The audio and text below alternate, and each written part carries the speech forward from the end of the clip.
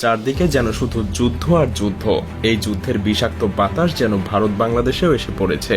যে কোনো মুহূর্তে ভারত বাংলাদেশে আক্রমণ করতে পারে, কারণ সাম্প্রতিক সময়ে ভারতের সবচাইতে বড় মাথা ব্যথার কারণ হয়ে দাঁড়িয়েছে বাংলাদেশের রাজনৈতিক প্লট পরিবর্তন। বাংলাদেশ আর কারো নিয়ন্ত্রণে নেই, আর এ কারণেই তারা বাংলাদেশকে পরোক্ষভাবে দখল করার হুমকি দিয়ে আসছে প্রতিনিয়ত। যদিও এগুলোকে রাজনৈতিক বক্তব্য বলেই উড়িয়ে দেওয়া যায়, কিন্তু আসলেই যদি ভারত এমনটা করার চিন্তা করে থাকে তাহলে কি পরিস্থিতি দাঁড়াবে?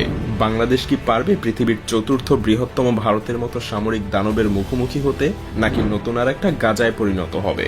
নাকি ভারত বাংলাদেশকে আক্রমণ করলে নিজেই বিভক্ত হয়ে যাবে, আলাদা হয়ে যাবে সেভেন সিস্টার? আজ চলুন সেই বিশ্লেষণই করা যাক। ভারতীয় সেনাবাহিনীর সংখ্যা প্রায় 13 লাখ, যা চীনের পর পৃথিবীর দ্বিতীয় সর্বোচ্চ সৈন্যের অধিকারী দেশ। তবে ভারতের সেনাবাহিনীর একটা বড় অংশ তাদের অভ্যন্তরীণ নিরাপত্তায় নিয়োজিত আছে। কাশ্মীর, মধ্য